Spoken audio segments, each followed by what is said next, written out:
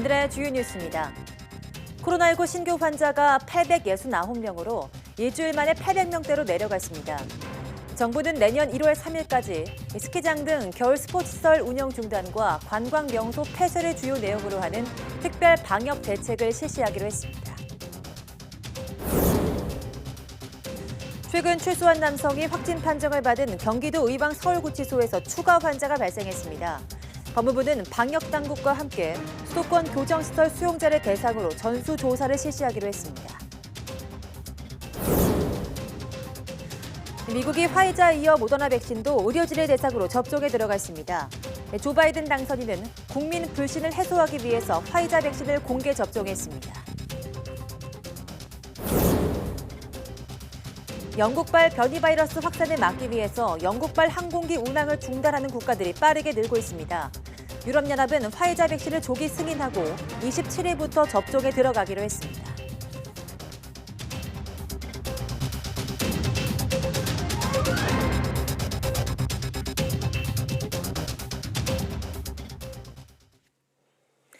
여러분 안녕하십니까? 12월 22일 사이언스 투데이입니다. 국내 코로나19 신규 확진자는 오늘 0시 기준으로 869명 늘어서 누적 54,460명입니다. 신규 환자는 지난 15일 880명 이후 일주일 만에 800명대로 감소했습니다.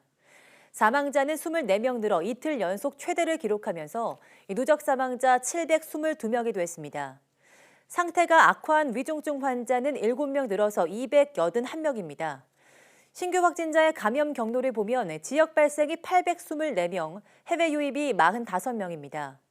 전날 900명대 초반에 이어 오늘은 800명대 중반이지만 확산세가 꺾인 것으로 단정하기는 이른 것으로 보입니다. 어제 하루 검사 건수는 5만 8천여 건으로 휴일이었던 직전일보다 2만 7천여 건 많습니다. 전날 검사 건수 대비 확진자를 계산한 양성률은 1.48%로 직전일 3.01%보다 크게 하락했습니다. 정세균 국무총리는 성탄절 전날부터 새해 연휴 마지막 날까지 거리두기 3단계보다 강화된 방역 조치를 담은 연말연시 방역 강화 특별대책을 시행하겠다고 밝혔습니다. 정세균 총리는 오늘 코로나19 중대본회의에서 일주일 가까이 매일 1,000명 내외의 확진자가 발생하면서 거리두기 단계 격상 여부를 놓고 많은 사회적 논의가 있었다며 이렇게 말했습니다. 이에 따라 정부는 스키장을 비롯한 겨울 스포츠시설 운영을 전면 중단하고 연말연시에 인파가 몰리는 주요 관광 명소도 폐쇄하기로 했습니다. 또 5인 이상 사적인 모임도 제한하고 식당에 적용하는 방역 수칙을 대폭 강화하는 한편 대규모 집단 감염이 발생한 요양병원, 요양시설, 정신병원 등에 대해 출입 통제, 종사자 사적 모임 금지, 주기적 선제 검사에 나설 방침입니다. 이번 방역 강화 조치는 전국 모든 곳에 일관되게 적용하고 지자체별로 기준을 완화할 수 없게 하겠다며 국민의 참여 방역을 호소했습니다. 최근 출소한 남성이 코로나19 확진 판정을 받은 경기도 의왕의 서울구치소에서 추가 확진자가 나왔습니다. 법무부는 어제 확진자와 밀접 접촉한 교도관과 수용자 등 86명에 대한 검사 결과 수용자 2명이 양성으로 판정됐다고 밝혔습니다. 200여 명이 확진된 서울 동부구치소에 이어서 서울구치소까지 감염 사례가 속출함에 따라 법무부는 방역당국과 협의 후 수도권 교정시설 수용자에 대해서 전수검사를 추진할 예정이라고 설명했습니다. 앞서 서울 동부구치소에서는 구치소 직원 1명이 추가 양성 판정을 받아 어제까지 누적 확진자가 217명으로 집계됐습니다. 수도권의 경우 올해 수험생을 위한 입시 학원을 제외하고 모든 학원이 집합 금지 명령에 따라 문을 닫아야 합니다. 하지만 천막을 치거나 자습실을 이용하는 등 갖은 편법을 동원해서 꼼수 영업을 하는 학원들도 여전합니다. 엄윤주 기자입니다. 서울 강남의 한 대형 학원, 강의실에 불이 환하게 켜져 있습니다. 지난주부터 내년 수능을 준비하는 수험생을 대상으로 강의를 개설해 수업을 진행하는 겁니다. 1차 재수 우선 선발반 개강했잖아요. 네네. 내일부터 입학 가능하시거든요. 수업은 저희 국어 수업만 진행하기 때문에 수업 시수는 적고요. 이제 학생들 자습은 오후 8시까지 가능하세요. 앞서 방역당국이 예외사항으로 둔 건 2021학년도. 그러니까 지난 3일 수능을 본 학생들의 입시 수업에 한해서만 허용했습니다. 따라서 2022학년도 대학 입시를 준비하는 수업은 허용되지 않습니다. 현장에서 만난 학원 관계자는 내년 입시를 위한 강의는 모집만 할 뿐 실제 수업은 이루어지지 않는다고 발뺌합니다. 저희가 그냥 모집 준비만 요청하고 있는 거고 따로 지금 상담은 오고 있는데 지금 진행을 못하고 있어요. 예, 못하고 있어요 지금. 하지만 해당 학원의 다른 관계자는 수업하던 학생들을 독서실로 내려보낸 뒤 자습 중이었다고 둘러대는 방식으로 방역당국의 단속을 피했다고 털어놨습니다. 당연히 여기서도 하면 안 되는데 혹시나 그런 어떤 단속이 나오면 애들을 그냥 독서실로 내려보내겠죠. 당연히. 이런 수업을 안 하고 애들 단지 독서실만 이용한다. 학원 문을 닫게 하자 이번엔 스터디 카페에서 수업할 수 있느냐는 문의 전화가 잇따르고 있습니다. 스터디 카페의 경우 방역 수칙을 지킨다는 전제하에 밤 9시까지 운영할 수 있기 때문입니다. 오긴 하는데요. 저희가 워낙 정원을 50%는 받고 있어서 몇 명까지 수용 가능한지 여부만 많이 물어보시고요. 학생들은 학원 수업이 불가능해지자 자습실에서 강사가 몰래 꼼수 수업을 진행했다는 경험담도 털어놓습니다. 학원이 운영하는 작은 스터디 카페에서 선생님과 학생들이 소규모 한 3대1 또는 4대1 정도로 피드백 수업을 좀 하고 있는 걸로 알고 있습니다. 인터넷에선 천막을 치거나 학원 문을 잠그고 강의하는 걸 봤다는 목격담도 잇따르고 있습니다. 신규 확진자가 일주일째 1000명대를 오르내리며 거리두기 3단계 격상에 문턱까지 다다른 상황. 나 하나쯤이야 하는 생각에서 비롯된 꼼수와 편법이 방역망 곳곳에 구멍을 내면서 힘겹게 버티고 있는 전 국민의 고통을 가중시키고 있습니다. YTN 엄윤주입니다. 최근 가장 큰 문제는 위중증 환자의 병상 확보입니다. 생활치료센터를 늘려서 일반 병상은 한 달 새 1,500개 더 마련했지만 중환자 병상은 30개밖에 늘리지 못했습니다. 음압 장비 같은 특수 장비와 전문 인력까지 갖춰야 해서 확충이 쉽지 않은 겁니다. 박기환 기자입니다. 전국에 남은 코로나19 중증 환자 병상은 모두 42개. 그나마도 경기도와 인천, 충청과 전라도 등에는 한 개도 남아있지 않습니다. 병상 부족 사태가 이어지자 정부는 컨테이너 병상을 짓기 시작한 데 이어 고령층도 생활치료센터 입원이 가능하도록 방역 지침을 수정하고 민간병원에 병상 긴급 동원 명령을 내렸습니다. 환자 전원적에 소요되는 기간을 고려하면 12월 26일까지 총 318병상이 추가될 것으로 예상합니다. 병상 확충에 주력하면서 지난 한 달 동안 늘어난 코로나19 전담 병상은 모두 1,500여 개. 하지만 이 가운데 중증 환자 병상은 30개 확보하는 데 그쳤습니다. 하루 300~400명대였던 확진자가 1000명대로 불어났는데 병상 확충 속도는 이를 따라잡지 못한 겁니다. 특히 중증 환자 병상은 격벽과 음압시설이 있어야 해 설치에 시간이 걸리는 데다 당장 급한 환자가 있는 병상을 비울 수 없는 것도 어려운 점입니다. 전문 의료 인력을 확보하는 데도 시간이 걸립니다. 병원마다 사정이 좀 다르겠지만 일단 어느 정도 확보는 가능한데 추가적인 어떤 병원마다 사정도 다르고 또 추가적인 인력 조정이라든지 이런 부분이 좀 필요한 부분이 되고 있습니다. 중증 환자는 인공호흡기나 인공심폐장치 같은 전문적 치료를 받아야 하는 경우가 많아 병상이 부족하면 생명이 위험해질 수밖에 없습니다. 확산세를 꺾지 못하면 사망자가 크게 치솟을 거라는 우려가 커지고 있습니다. YTN 박기환입니다. 대한간호협회는 코로나19 위중증 환자 치료에 바로 투입될 수 있는 중환자 경력 간호사를 상시 모집한다고 밝혔습니다. 위중증 환자란 에크모, 즉 체외막 산소 공급 등의 집중 치료가 필요한 환자를 말합니다. 이처럼 사망 위험이 큰 코로나19 위중증 환자 수가 집단 발병 등을 이유로 연일 증가하고 있어서 치료에 즉시 투입될 중환자 경력 간호사가 필요한 상황이라고 협회 측은 설명했습니다. 코로나19 위중증 환자 1명당 간호사 10여 명이 투입돼야 하는 등 일반 중환자 병상보다 필요한 간호사가 더 많습니다. 또 레벨 D 방호복을 입고 근무하는 만큼 근무 시간이 짧아져 수시로 교대할 필요가 있기 때문입니다. 지원을 희망하는 간호사는 대한간호협회 홈페이지에서 코로나19 환자 치료 등을 위한 간호사 모집 등을 통해서 신청하면 됩니다. 2년 반 만에 열린 국가과학기술자문회의에는 100조 원에 육박하는 연구개발 예산을 효율적으로 사용하기 위한 논의에 초점이 맞춰졌습니다. 민간 기업의 투자가 속도를 낼 수 있도록 정부가 규제 완화와 세제 혜택 등 다양한 지원을 아끼지 않기로 했습니다. 이혜리 기자입니다.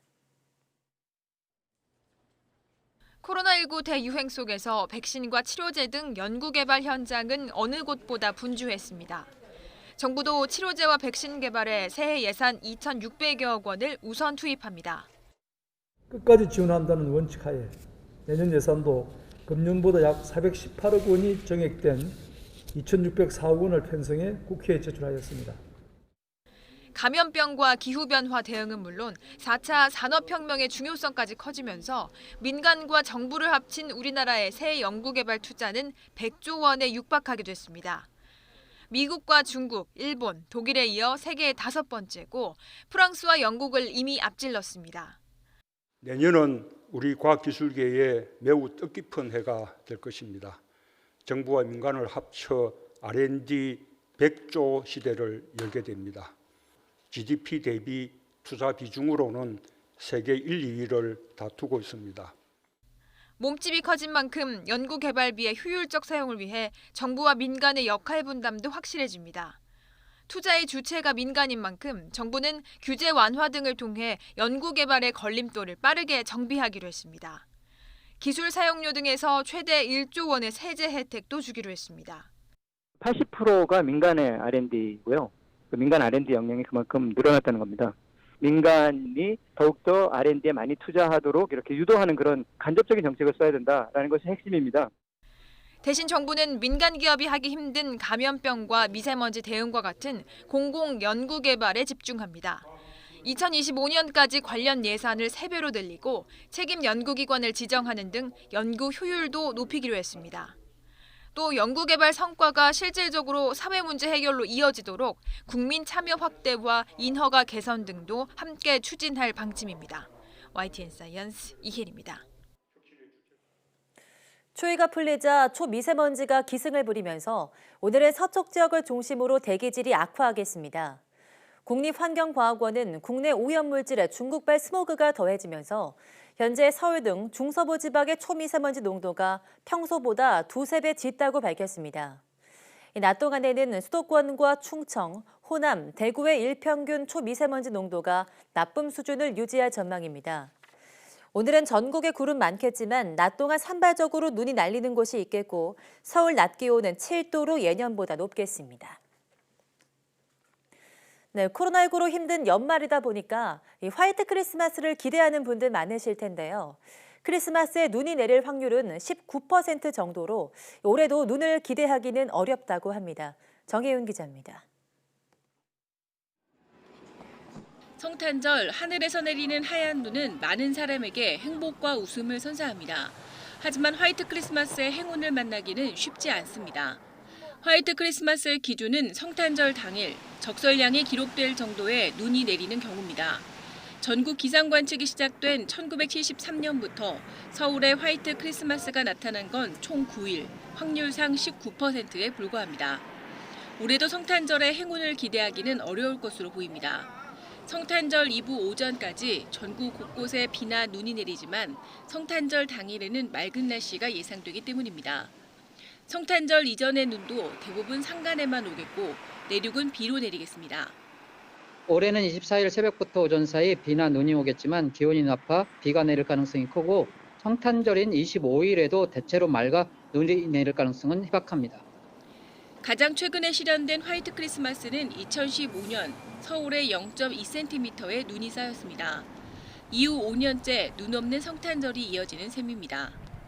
다만 올해 성탄절에는 눈 대신 서울 기온이 영하 5도까지 떨어지는 강추위가 찾아올 전망입니다. YTN 정혜윤입니다.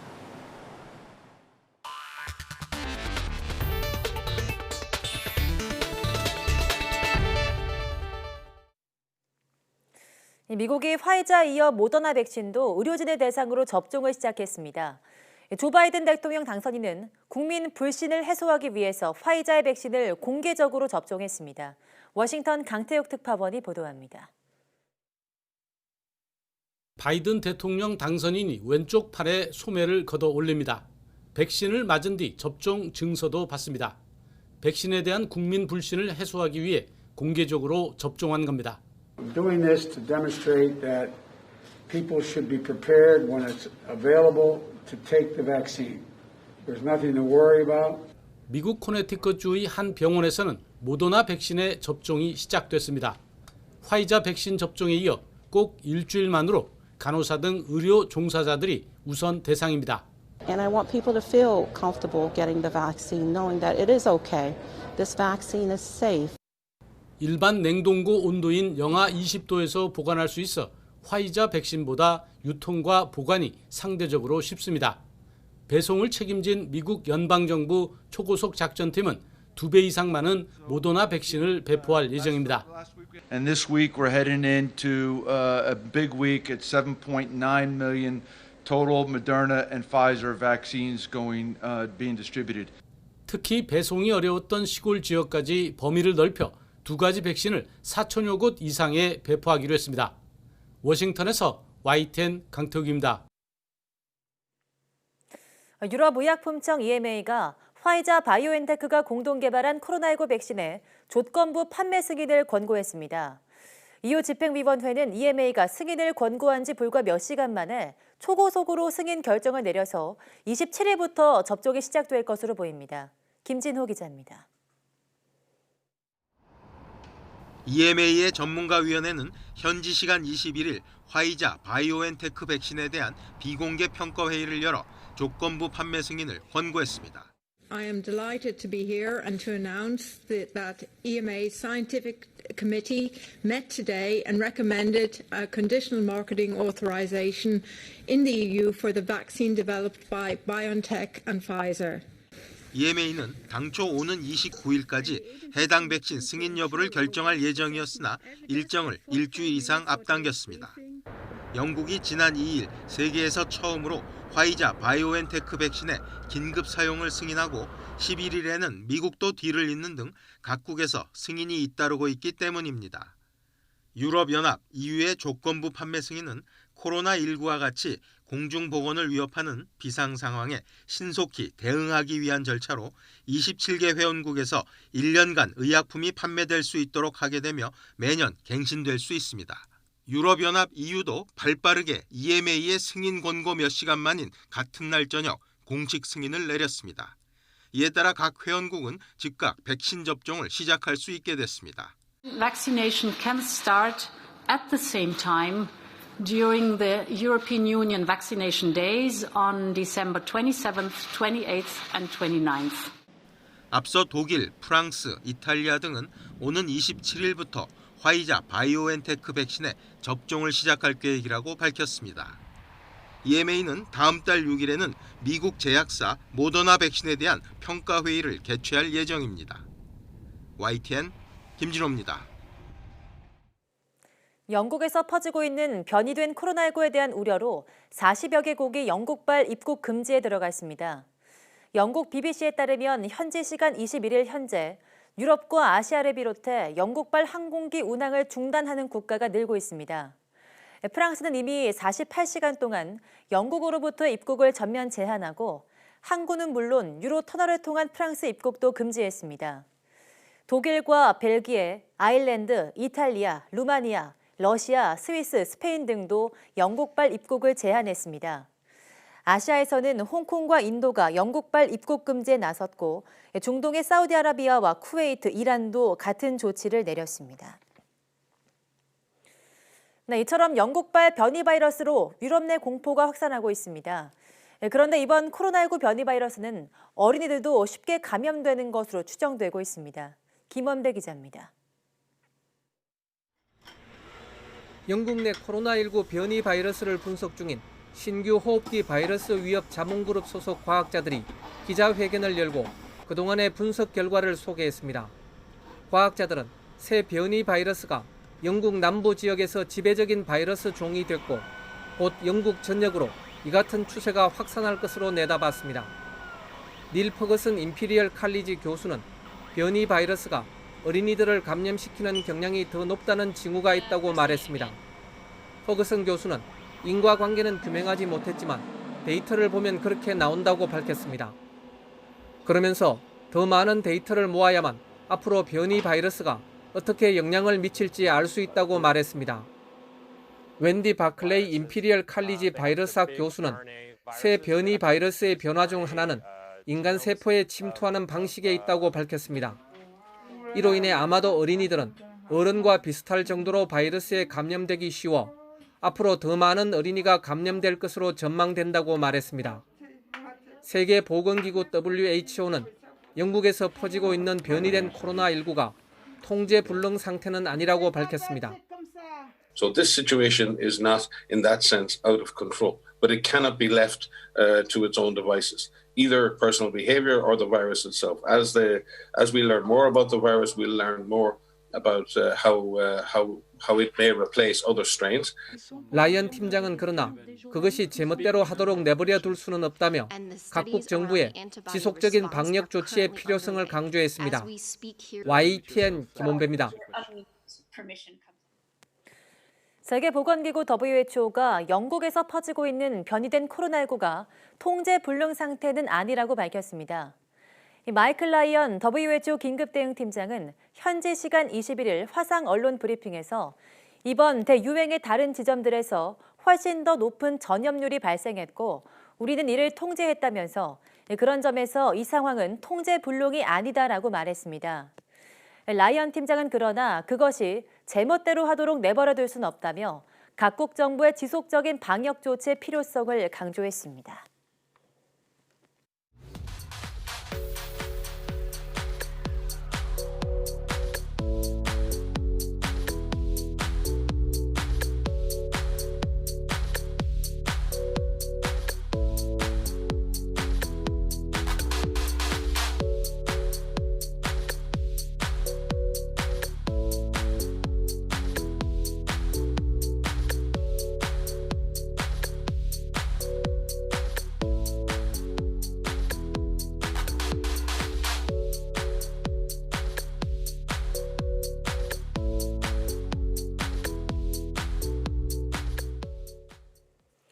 네, 내일부터는 수도권 그리고 모레부터는 전국의 5인 이상 사적 모임이 금지됩니다. 많은 사람들의 우려처럼 단속이 어려운 건 사실인데요. 하지만 철저히 지켜진다면 코로나19 확산세를 빠르게 잠재울 수 있는 조치이기도 합니다. 연말 연시 더 이상의 코로나19 확산은 없도록 방역 수칙 잘 지켜주시기 바랍니다. 뉴스 마치겠습니다. 함께해 주신 여러분 고맙습니다.